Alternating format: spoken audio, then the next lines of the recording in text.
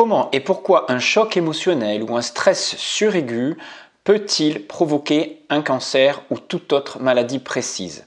J'ai déjà abordé ce sujet dans d'anciens podcasts, conférences ou interviews sur cette chaîne, mais aujourd'hui je voulais aborder la loi biologique fondamentale que je vais décrire ici dans une série de prochains podcasts et qui est extrêmement précieuse dans une approche de santé plus globale, une révélation qui va, je pense, remettre en cause ce que vous pensiez savoir, mais cela ne veut pas dire que non plus tout ce que vous pensiez savoir doit être mis en cause.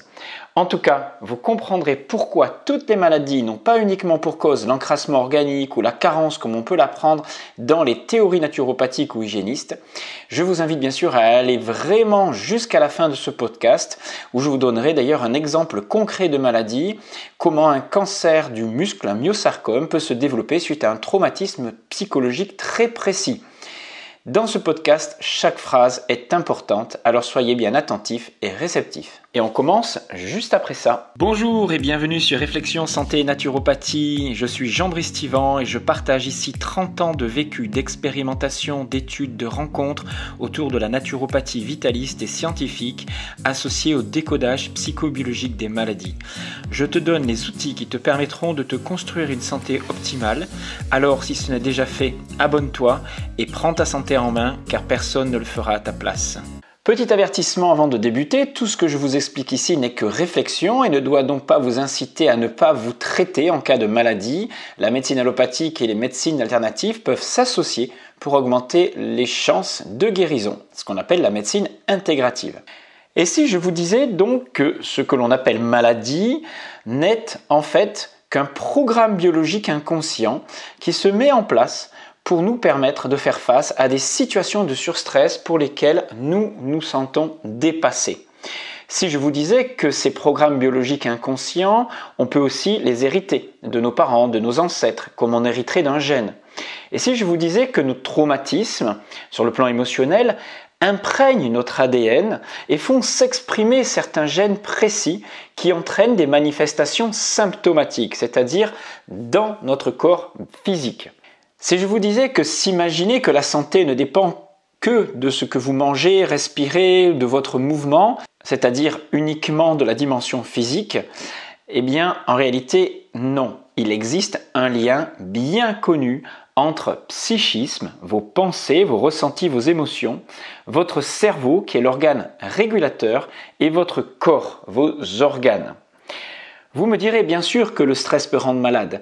La médecine appelle ça la psychosomatique, mais elle le fait quand elle n'explique pas les causes d'un symptôme et elle ne comprend pas non plus le lien précis entre l'organe malade, c'est-à-dire celui qui donc exprime la maladie, et la nature du stress, du ressenti auquel elle est associée. C'est de ce lien précis dont je vais vous parler aujourd'hui pour expliquer que nos maladies ne sont pas des dérèglements et que derrière ce que l'on considère comme parfois une anarchie cellulaire, une perte de contrôle de notre système immunitaire, nos carences, notre encrassement, etc., notre intoxication, eh bien il y a en fait des programmes biologiques qui sont sous contrôle de votre cerveau, c'est-à-dire absolument pas de l'anarchie ou des dérèglements, car en réalité, tout ce que met en place votre cerveau et votre corps, que ce soit par exemple une poussée d'eczéma, un kyste, une ulcération, un trouble obsessionnel du comportement, une thyroïdite, une maladie auto-immune, donc un cancer, etc. Il ne s'agit ici en fait que de réponses précises à ce que l'on appelle en médecine psychobiologique des programmes biologiques de survie qui trouvent leur origine dans l'évolution de l'homme. Vous allez mieux comprendre avec les exemples qui vont suivre. Si vous voulez accéder à une autre dimension dans la compréhension des maladies, alors allez jusqu'au bout de ce podcast.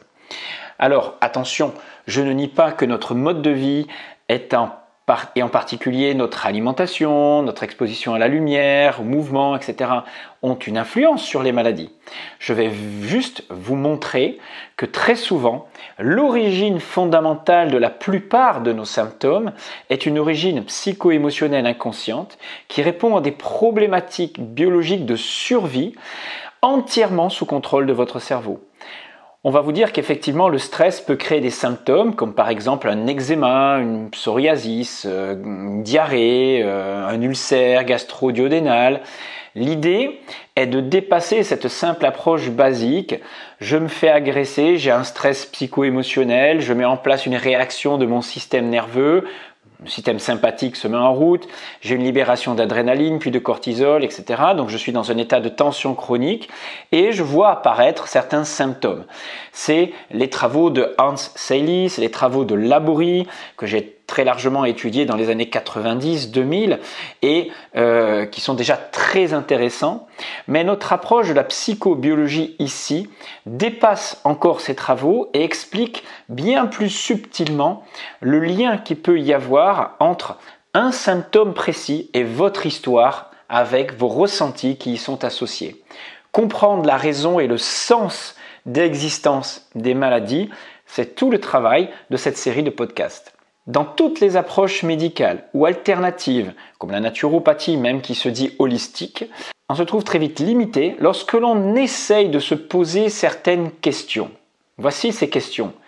Comment expliquer, par exemple, qu'un eczéma, un psoriasis, puisse apparaître uniquement à un endroit du corps, alors qu'on vous explique que ce serait lié à un état de surcharge ou un état d'hyperperméabilité intestinale ou même un stress chronique, c'est-à-dire une réaction généralisée dans l'organisme. Et pourquoi le symptôme n'existe que sur une zone précise? Pourquoi cette zone et pas une autre? Pourtant, le problème de l'hyperperméabilité intestinale, suite à une consommation de produits laitiers, de lectine, de molécules indigestes, devrait entraîner une réaction inflammatoire généralisée qui pourrait être responsable chez certaines personnes de tel ou tel symptôme. Et pourquoi, chez une personne, ça va donner une hyperthyroïdie d'Hashimoto par exemple, pour d'autres, ça va donner une maladie de peau, pour d'autres, ça va donner de l'arthrose, pour d'autres, ça va donner de la polyarthrite rhumatoïde, etc. Si les symptômes sont peut-être aggravés par l'alimentation, l'hygiène de vie, et ça je ne le nie pas, cette approche n'explique pas pourquoi vous développez une maladie plutôt qu'une autre. Pourquoi ces soi-disant molécules qui passeraient votre barrière intestinale viendraient se développer plutôt dans vos articulations, dans votre rein, dans votre muscle, dans votre thyroïde, plutôt que sur un autre organe. Si une maladie devait avoir pour cause l'encrassement ou la carence, comme on vous l'apprend donc dans les médecines alternatives, alors comment expliquer que la plupart de nos maladies restent circonscrites à un organe et pas à tout notre corps? Vous verrez dans l'exemple que je donnerai à la fin pourquoi une femme à l'âge de 40 ans, du jour au lendemain, va développer un myosarcome sur une seule de ses cuisses. En fait, face à ce questionnement, la médecine allopathique ou les médecines dites fonctionnelles ou naturopathiques n'ont pas de réponse car il leur manque un élément essentiel. Cette relation entre psychisme, cerveau et organes, ce lien direct qui existe et qui s'est construit à travers des adaptations successives tout au long de notre évolution. Nous sommes animés par des programmes biologiques de survie. Notre cerveau est programmé pour nous adapter et survivre, bien sûr dans la mesure de nos capacités d'adaptation d'humains.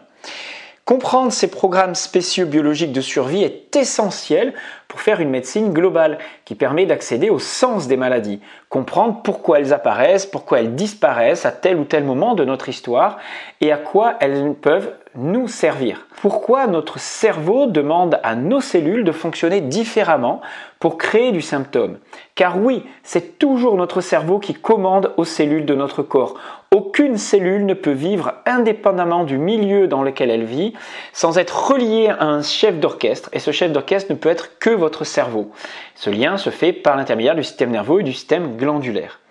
Et oui, vous verrez que la maladie a une utilité donc en termes de survie pour votre cerveau qui est programmé pour ça d'ailleurs, vous maintenir en vie quoi qu'il arrive dans la mesure de ses possibilités, même si parfois, dans quelques rares exceptions, nous ne parvenons pas à encaisser les symptômes que nous sommes créés et nous n'arrivons plus à les supporter. D'où l'intérêt peut-être à ce moment-là d'avoir une bonne résistance organique, une bonne vitalité. Voilà ce que nous allons essayer de comprendre à travers ces quelques podcasts. Et aujourd'hui, je vais donc aborder la première loi de la biologie décrite par le fondateur de ce qu'il a appelé lui la médecine nouvelle.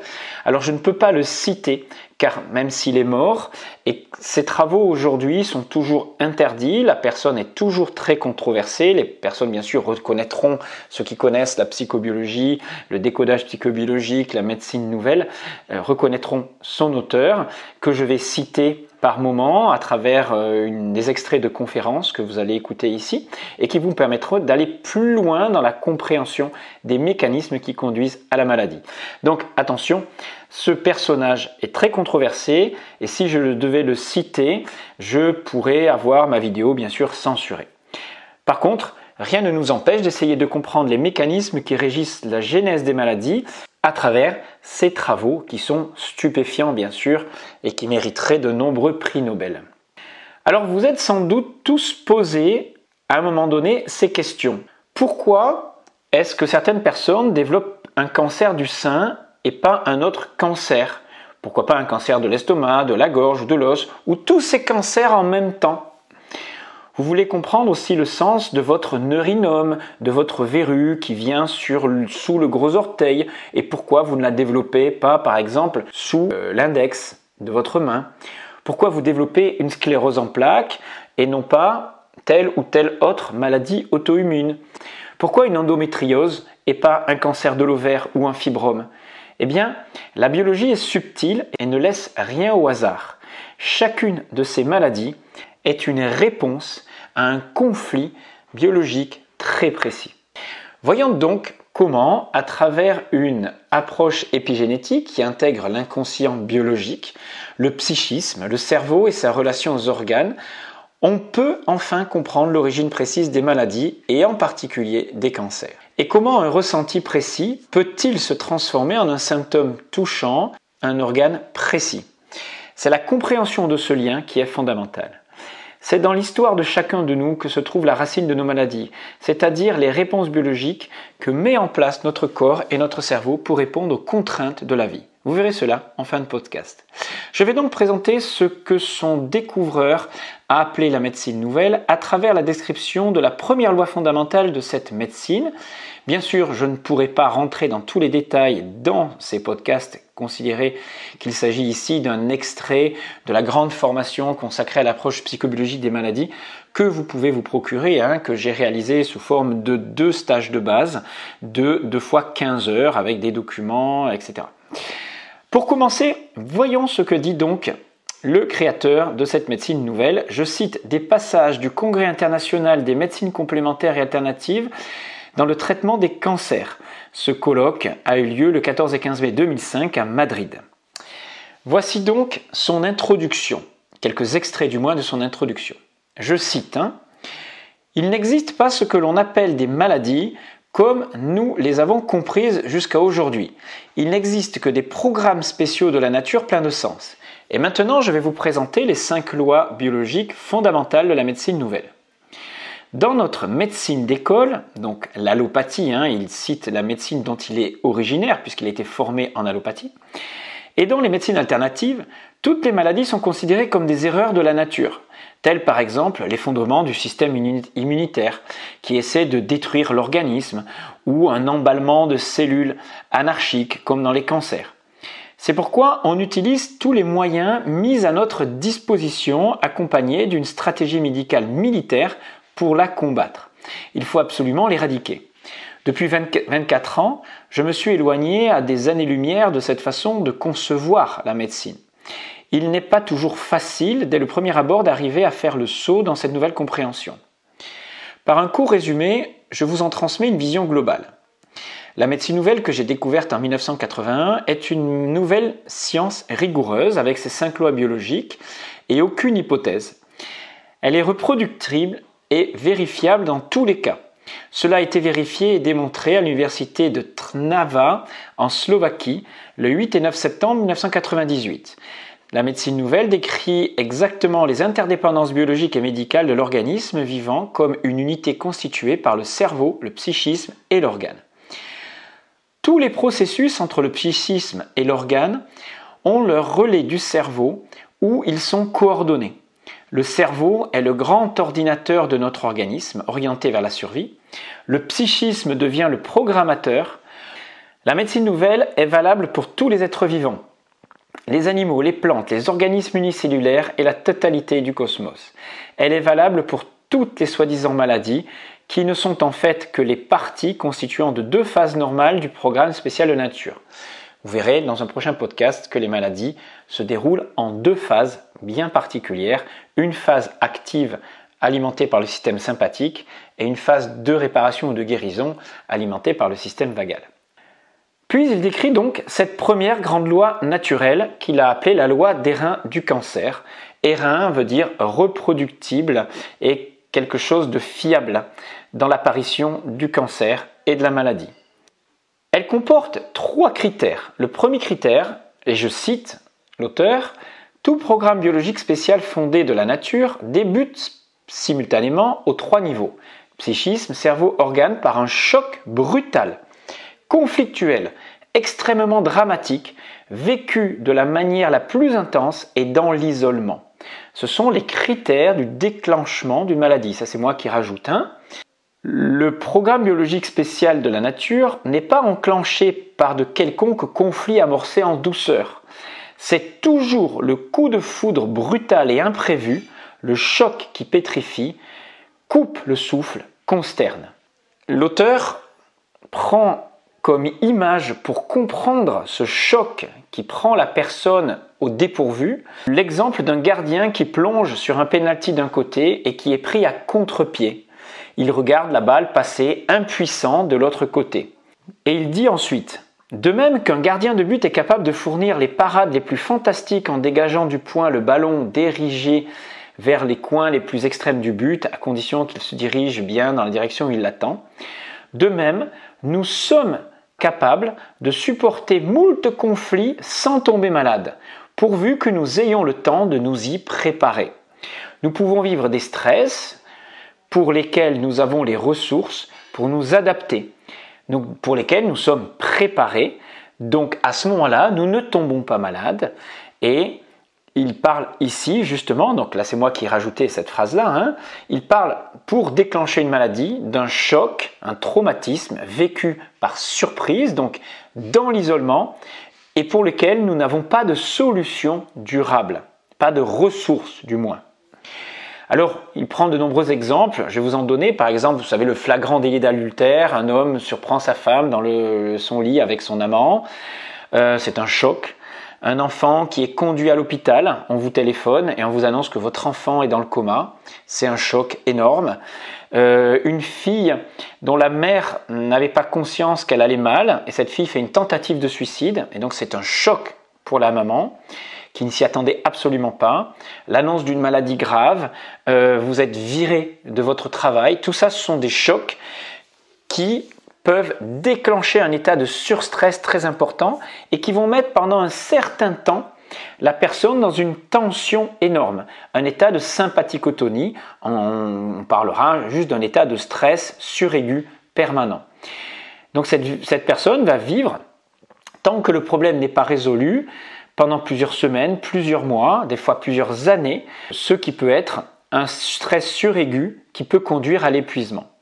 Par exemple, un entrepreneur à qui on vient d'annoncer que son entreprise fait de très mauvais chiffres, sa boîte est menacée, il risque d'être faillite et c'est quelque chose qu'il ne peut pas supporter car ça fait 20 ans qu'il l'a construite et qu'il se bat pour la maintenir en bonne santé.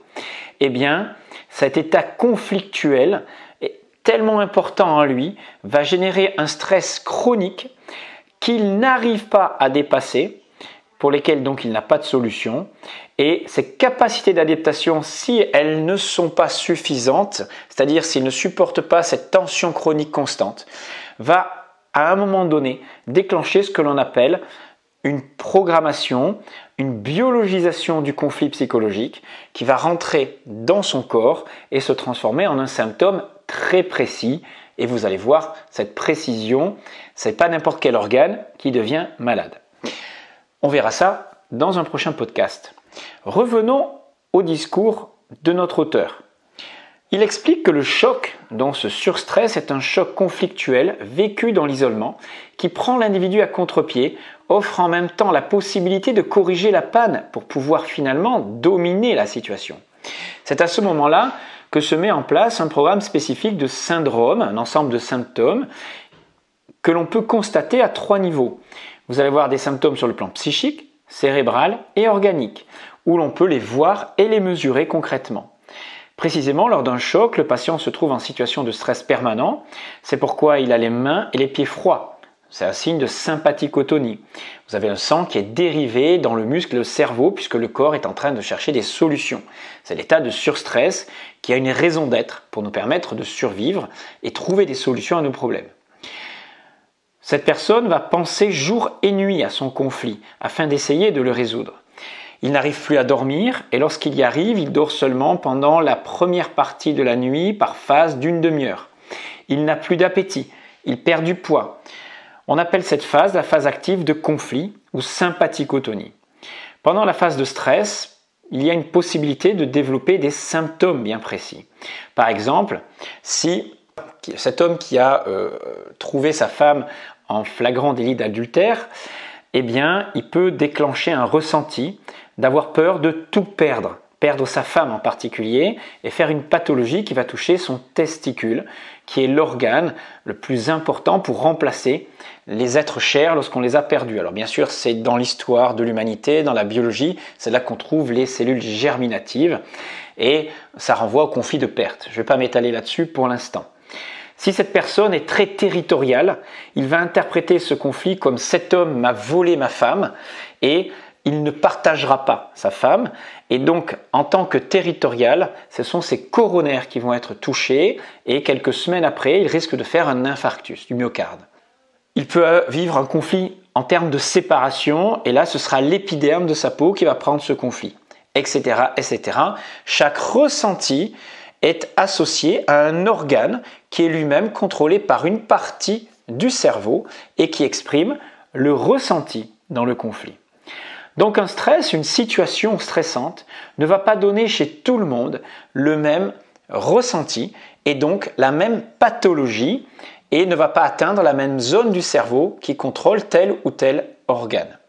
Cet état, et là je continue de citer l'auteur, cet état ne pourra se normaliser que lorsque le patient aura solutionné le conflit, lorsque par exemple son entreprise à cet homme investisseur va se redresser.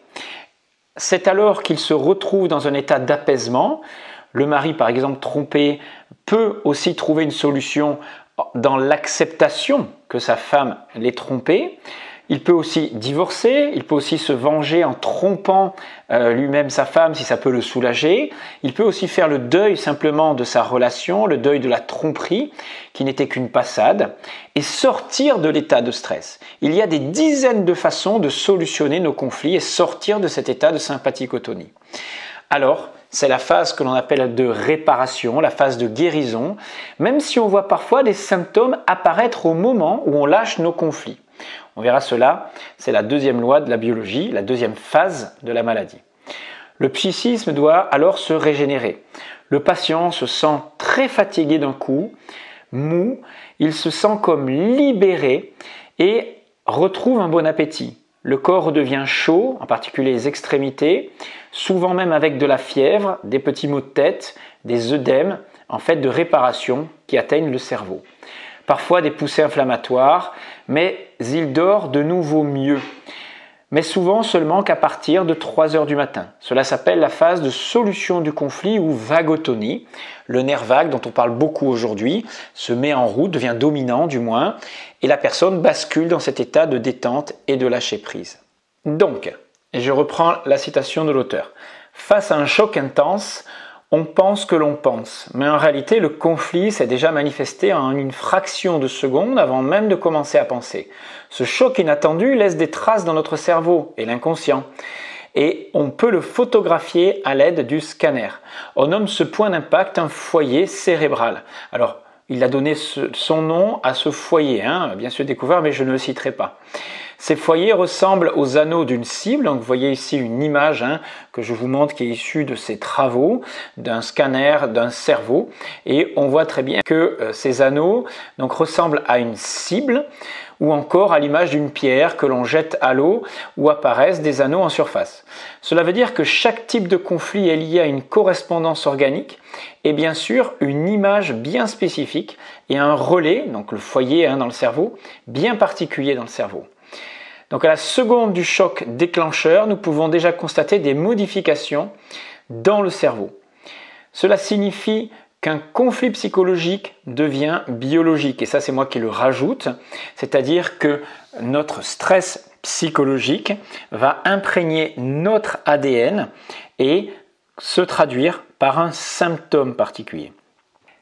L'auteur ajoute « Plus grand est le conflit, plus grande sera la tumeur ou la nécrose de l'organe et éventuellement la modification cellulaire. » C'est moi qui rajoute la notion de modification de la structure cellulaire. Plus l'intensité du conflit est violente, plus la tumeur sera grande. Alors quand on dit tumeur, on dit prolifération tissulaire en fait. C'est comme ça qu'il l'interprète. C'est pas forcément une tumeur maligne. Ça peut être simplement une excroissance, un kyste, un développement de cellules supplémentaires. Et il dit aussi, plus la nécrose ou par exemple l'ostéolyse de l'organe deviendra grande, plus sera importante la transformation des cellules et avec les types de cancers qui ne font pas d'augmentation des cellules mitotiques. Puisqu'il y a aussi des cancers qui sont liés à des pertes de tissus, à des creux dans l'os, des ostéolyses et des ulcérations. Et dans ce cas-là, c'est pareil, on a des troubles plus grands quand on a un conflit beaucoup plus grand qui touche un relais dans le cerveau qui contrôle par exemple l'os à un certain endroit du corps. Dans cette phase résulte un œdème momentané au cerveau qui peut aussi poser des problèmes. Par exemple, quand le conflit dure longtemps ou si l'œdème au cerveau se trouve à un endroit sensible, eh bien, il devient donc effectivement gênant.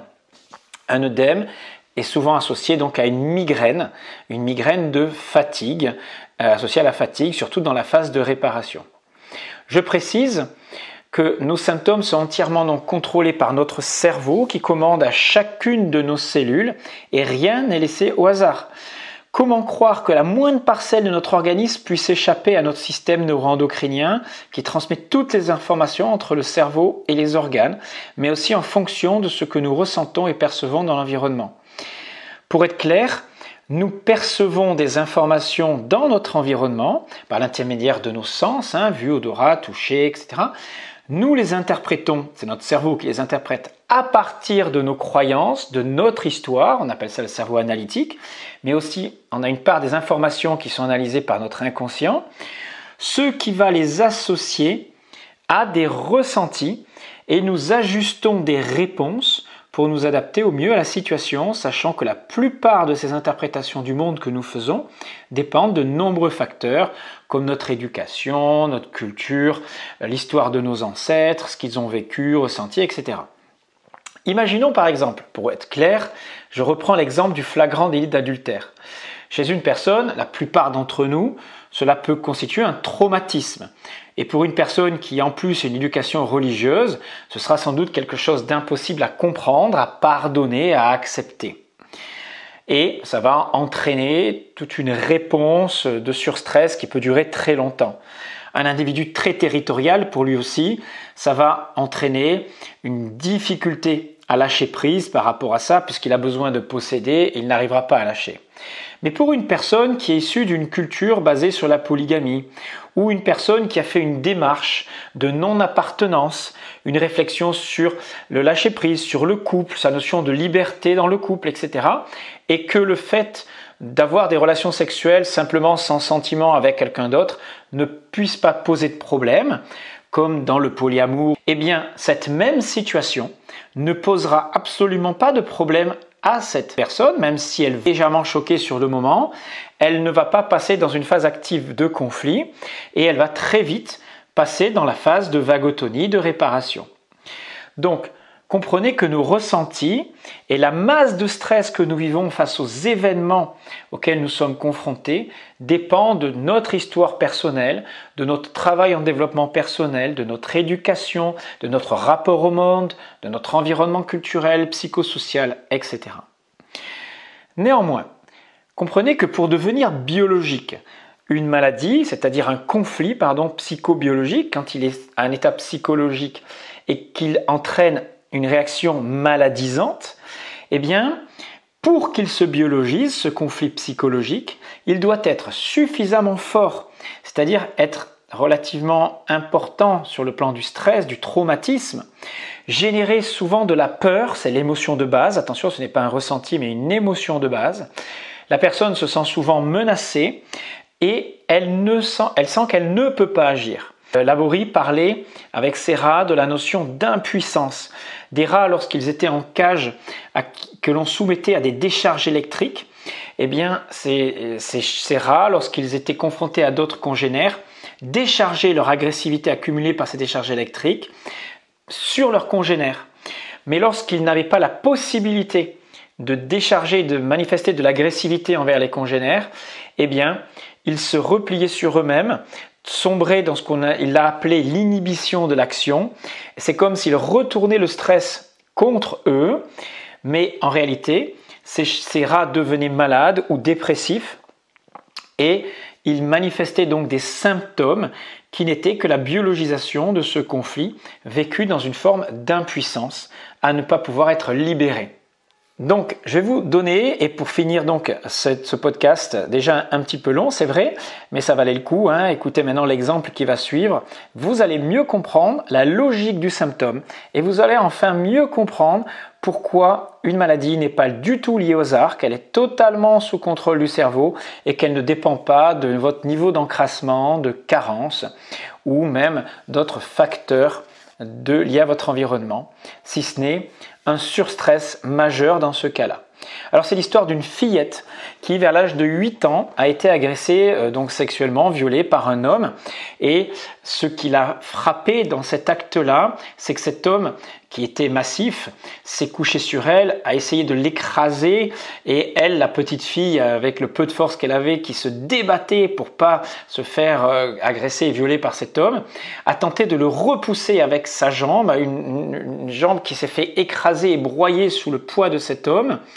Et elle a quand même été, donc vous avez compris, elle a vécu un traumatisme terrible. Bien sûr, dans ces moments-là, pour un enfant, un tel traumatisme va être en grande partie refoulé, si bien qu'elle n'aura que des bribes de souvenirs tout au long de sa vie. Bien plus tard, lorsqu'elle va avoir 40 ans, elle est avec un autre homme, qu'elle est en train d'essayer de conquérir, etc. C'est une femme de basse condition qui essaie de sortir de sa condition et elle trouve un homme qui est relativement riche et qui l'invite sur son bateau. Et sur ce voilier, elle est chargée d'accoster le bateau, de sauter, vous savez, et de mettre les bouées d'amarrage pour éviter que le bateau ne s'écrase contre le bord. Et à ce moment-là, elle ne réussit pas à mettre ses bouées suffisamment rapidement et elle voit que le bateau est en train de s'approcher trop rapidement du quai. Et là, elle essaye avec sa jambe droite de repousser le bateau de toutes ses forces. Mais vous avez compris, elle est dans une impuissance totale face au poids de dérive de ce bateau. Et le bateau va se cracher, s'érafler et va en découler une dispute terrible avec son homme qui va, la conséquence de ça, c'est même une séparation. Et quelques mois, quelques semaines après même, elle va développer donc un myosarcome de la jambe droite qui était donc impliqué dans ce stress majeur. Mais c'était aussi cette jambe-là qui a été impliquée, qui a été broyée, écrasée, souvenez-vous, lors de son viol plus de 30 ans auparavant. Ça veut dire quoi? Vous avez ici toute la compréhension de la mise en place de nos maladies. Nous vivons des surstress marquants pour notre cerveau dans notre enfance, notre adolescence, notre début de vie. Et puis, à un moment donné, notre cerveau est confronté à une situation qui va lui rappeler un traumatisme du passé. Et là, à ce moment-là, il va mettre en place une réponse biologique qui aurait été la solution dans ce stress qui a été refoulé tout au long de la vie. Et la notion d'impuissance, elle se joue dans le corps. Ce qui permet au corps d'avoir de la puissance, c'est le muscle.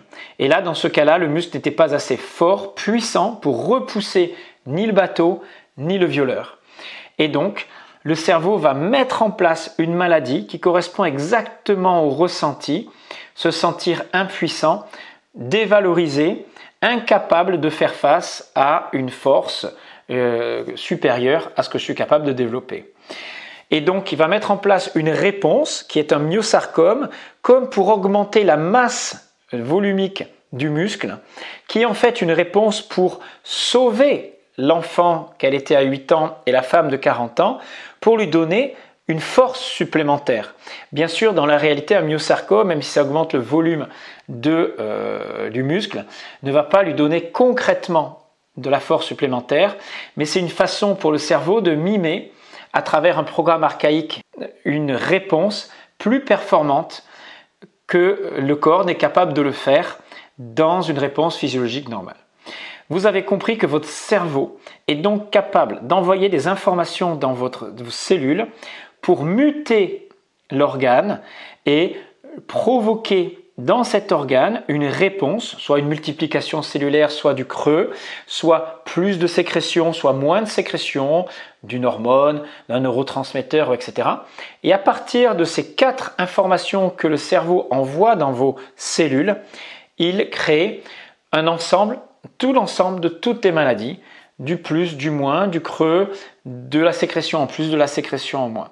Voilà comment votre corps répond à un surstress d'une façon hyper précise, intelligente, non pas pour vous détruire, mais pour apporter une solution à un conflit pour lequel vous n'aviez pas les capacités d'adaptation. On comprend très bien dans ce cas-là que le sarcome de la cuisse droite n'est pas une problématique de carence, n'est pas une problématique d'intoxication, de pollution ni de vieillesse. C'est une réponse biologique, en 2 mots si vous voulez, parfaitement adaptée à la situation vécue 2 fois comme un rappel d'un premier traumatisme.